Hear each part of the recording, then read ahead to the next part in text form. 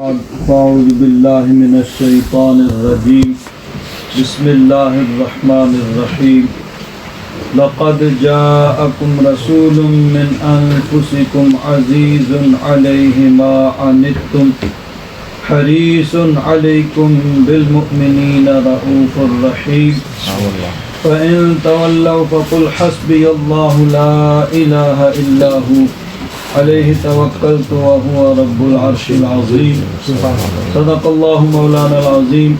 إن الله وملائكته يصلون على النبي يا أيها الذين آمنوا صلوا عليه وسلموا تسليما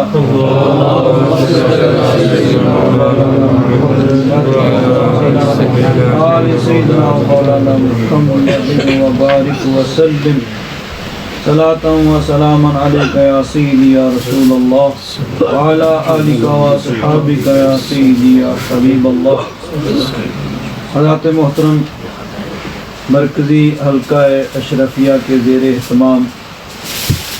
ہفتہ وار محفل ذکر کے اندر ہم سب شرکت کی سعادت حاصل کر رہے ہیں. حضرت علامہ قاری محمد حنیف نقشبندی صاحب کا نورانی بیان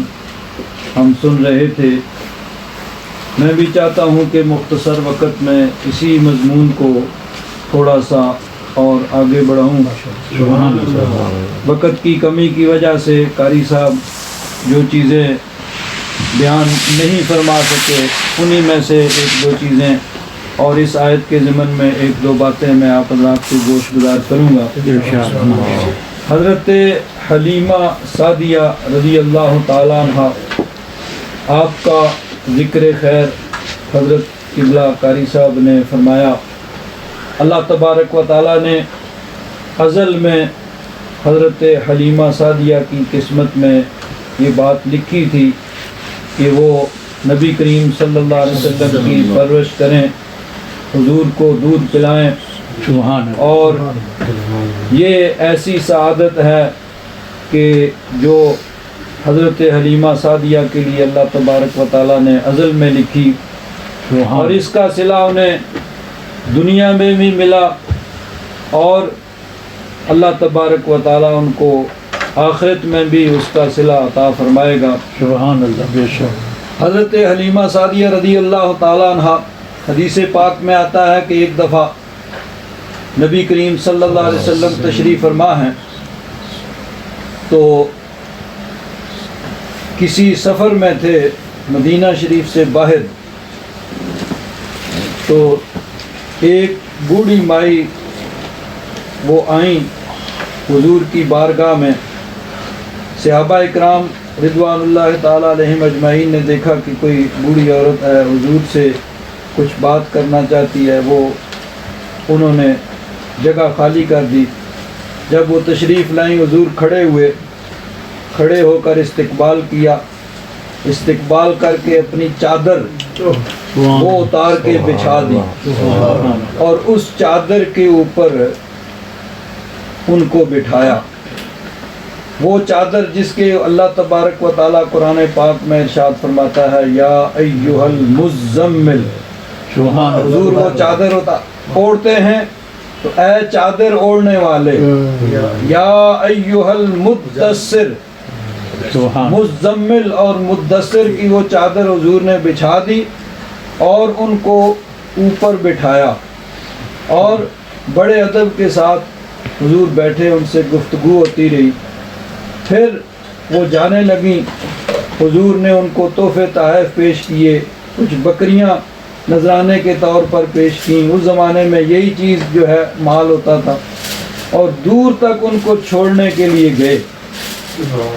تو صحابہ اکرام رضوان اللہ تعالیٰ علیہم اجمعین کو رشک آیا. عرض کیا حضور یہ مائی کون ہے؟ تو حضور نے ارشاد فرمایا کہ یہ میری دودھ پلانے والی ماں حلیمہ سعدیہ. تو حضرت حلیمہ سعدیہ رضی اللہ تعالیٰ عنہ ان کا یہ منصب ہے کہ نبی کریم صلی اللہ علیہ وسلم ان کا ادب احترام کرتے ہیں، ان کے لیے اپنی چادر کو بچھاتے ہیں. اور ایک جنگ میں کچھ قیدی وہ قید ہو کے آئے صحابہ اکرام رضوان اللہ تعالیٰ علیہم اجمعین سے کہنے لگے کہ تم ہمیں حضور کی بارگاہ میں پیش کرو۔ صحابہ اکرام نے کہا بھائی تم جنگی قیدی ہو، تم وہاں جا کے کیا کرو گے؟ انہوں نے کہا تم ہمیں حضور کی بارگاہ میں پیش تو کرو۔ صحابہ اکرام رضوان اللہ تعالیٰ علیہم اجمعین نے انہیں حضور کی بارگاہ میں پیش کیا تو انہوں نے کہا کہ حضور ہمارا تعلق بنو سعد سے ہے۔ حضور نے جب بنو سعد کا نام سنا تو فرمایا ان کو آزاد کر دو، یہ میری ماں حلیمہ سعدیہ کے قبیلہ سے تعلق رکھتے ہیں، ان کے قبیلہ کے افراد ہیں، تو ان کو آزاد کر دو، ان کو چھوڑ دو۔ سب کو چھوڑ دیا گیا کہ صرف حضرت حلیمہ سعدیہ کا نام لیا کہ ہم ان کے قبیلے کے افراد ہیں تو ان کو چھوڑ دیا گیا۔ تو حضرت حلیمہ سعدیہ رضی اللہ تعالیٰ عنہ جب جنہوں نے دودھ پلایا ان کا یہ درجہ اور مرتبہ، اور پھر تو جس طرح قاری صاحب نے ارشاد فرمایا کہ وہ مدینہ شریف میں ہی آ گئی اور وہیں ان کا انتقال ہوا، اور جنت البقیع میں ان کی قبر مبارک ہے، اور کسی زمانے میں اس پہ گنبد بھی ہوا کرتا تھا۔ تو جب حضرت حلیمہ سعدیہ جنہوں نے صرف دودھ پلایا ان کی یہ شان ہے، تو جس ماں نے حضور کو جنم دیا، اپنے پیٹ میں رکھا، اور جنہوں نے جنم دیا دودھ بھی پلایا، ان کی کیا شان ہوگا؟ سبحان اللہ، نعرہ تکبیر، نعرہ رسالت، سبحان اللہ۔ اہل سنت و جماعت کا نقطہ نظر یہ ہے کہ حضور نبی کریم صلی اللہ علیہ وسلم کے والدین، حضور کے والد گرامی حضرت عبداللہ اور حضور کی والدہ حضرت آمنہ، دونوں موحد تھے، یعنی اللہ تبارک و تعالیٰ کو وحدہ لا شریک مانتے تھے۔ انہوں نے کبھی بت پرستی اور کبھی شرک نہیں کیا، اللہ تعالیٰ کو وحدہ لا شریک مانتے تھے۔ اور یہ بات حقیقت ہے کہ عرب کے اس معاشرے کے اندر جہاں بت پرستی عام تھی اور بتوں کی پوجا کی جاتی تھی، حتیٰ کہ بیت اللہ شریف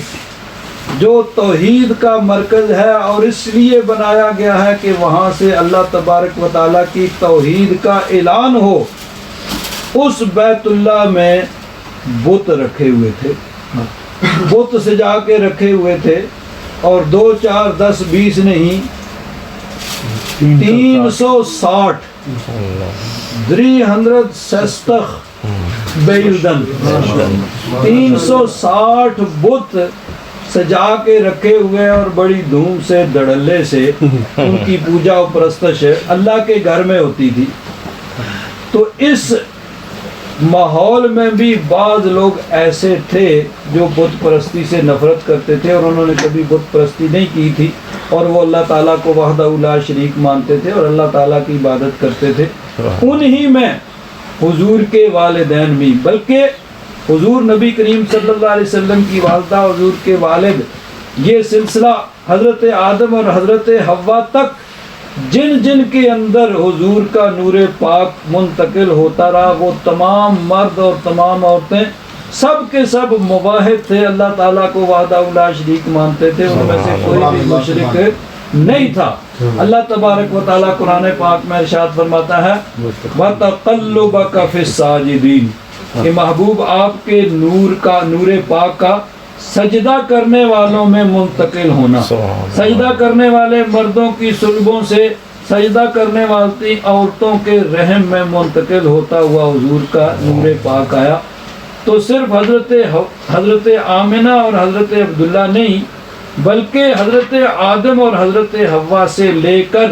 حضرت عبداللہ اور حضرت آمنہ تک وہ تمام مرد اور تمام عورتیں جن میں حضور کا نور پاک منتقل ہوتا رہا، وہ سب کے سب موحد تھے، اللہ تعالیٰ کو وحدہ لا شریک مانتے تھے۔ اور اس سے پہلے یعنی حضور کے اعلان نبوت سے پہلے وہاں پہ کسی کی بخشش کے لیے صرف موحد ہونا کافی تھا، جو اللہ تعالیٰ کے ساتھ کسی کو شریک نہیں ٹھہراتا، بتوں کی پوجا پرستش نہیں کرتا، اللہ تعالیٰ کو وحدہ لا شریک مانتا ہے، اللہ تعالیٰ کی عبادت کرتا ہے، یہ اس کی بخشش کے لیے کافی تھا۔ تو وہ چونکہ موحد تھے، اللہ تعالیٰ کو وحدہ لا شریک مانتے تھے، کبھی انہوں نے شرک نہیں کیا، تو ان کی بخشش کے لیے یہ کافی تھا۔ لیکن نبی کریم صلی اللہ علیہ وسلم نے اللہ تبارک و تعالیٰ کی بارگاہ میں دعا کی، اللہ تبارک و تعالیٰ نے حضور کے والدین دونوں حضرت عبداللہ اور حضرت آمنہ کو زندہ کیا، اور پھر انہوں نے حضور کا کلمہ پڑھا، پھر ان کا انتقال ہوا۔ تو اب سوال پیدا ہوتا ہے کہ اگر وہ موحد تھے، اللہ تعالیٰ کو وحدہ لا شریک مانتے تھے، تو جب وہ بخشے ہوئے ہیں تو پھر اس کی کیا ضرورت تھی کہ ان کو زندہ کر کے کلمہ پڑھایا جائے؟ تو وجہ یہ ہے کہ دیکھیے بخشے تو سب جائیں گے، لیکن حضور کی امت باقی امتوں سے 500 سال پہلے جنت میں جائے گی۔ تو اب اللہ تبارک و تعالیٰ کی رحمت اور حکمت یہ کیسے گوارا کر سکتی کہ ہم بھی انشاءاللہ جنت میں جائیں گے انشاءاللہ اللہ تبارک و تعالیٰ کی مہربانی سے، اور حضور کی امت میں ہے، حضور کے غلام ہیں، چاہے گناہ گار ہیں، سیاکار ہیں، لیکن حضور کے نام لیوا ہیں، اور اسی نام کی برکت سے ہماری بخشش ہوگی۔ اعمال نہ دیکھے یہ دیکھا، محبوب کے کوچے کا ہے گدا، مولا نے ہمیں یوں بخش دیا، سبحان اللہ سبحان اللہ۔ حضور کی امت جنت میں جائے گی سب سے پہلے، تو اللہ تبارک و تعالیٰ کی رحمت اور حکمت یہ کیسے گوارا کر سکتی کہ ہم جیسے گناہ گار وہ تو جنت میں چلے جائیں، حضور کے والدین انتظار کرتے رہیں۔ تو اس لیے اللہ تبارک و تعالیٰ کی حکمت یہ تھی کہ ان کو بھی زندہ کر کے حضور کا کلمہ پڑھ کے وہ حضور کی امت میں شامل ہو جائیں، تاکہ بروز قیامت وہ حضور کی امت سے پیچھے نہ رہ جائیں۔ تو وہ اللہ تبارک و تعالیٰ نے ان کو حضور کے والدین ہونے کا شرف حاصل کیا۔ اصل چیز حضور کی نسبت ہے، جس کو حضور کے ساتھ نسبت ملی، جتنی حضور کے ساتھ نسبت ہے اتنا ہی درجہ اور مرتبہ اس کا اللہ تبارک و تعالیٰ کی بارگاہ میں بلند ہے۔ جس کو حضور کے ساتھ نسبت ہوگی، حضرت صدیق اکبر حضور کی نسبت سے صدیق اکبر بنے، حضرت فاروق اعظم حضور کی نسبت سے فاروق اعظم بنے، حضرت عثمان غنی حضور کی نسبت سے عثمان غنی بنے، اور حضرت علی حضور کی نسبت سے حیدر کرار بنے، اور حضرت امام حسن حضرت امام حسین حضور کی نسبت سے جنتی جوانوں کے سردار بنے، اور حضرت فاطمہ الزہرا حضور کی نسبت سے جنتی عورتوں کی سردار بنے۔ تو اصل چیز حضور کی نسبت ہے، جس کو حضور کے ساتھ جتنا تعلق ہے اتنا ہی اس کا اللہ تبارک و تعالیٰ کی بارگاہ میں درجہ اور مرتبہ بھی بڑا ہے۔ اللہ تبارک و تعالیٰ ہم سب پر اپنا فضل اور کرم فرمائے، اور اپنے محبوب کا سچا غلام بننے کی توفیق عطا فرمائے، اور اپنے محبوب کی اطاعت اور فرما برداری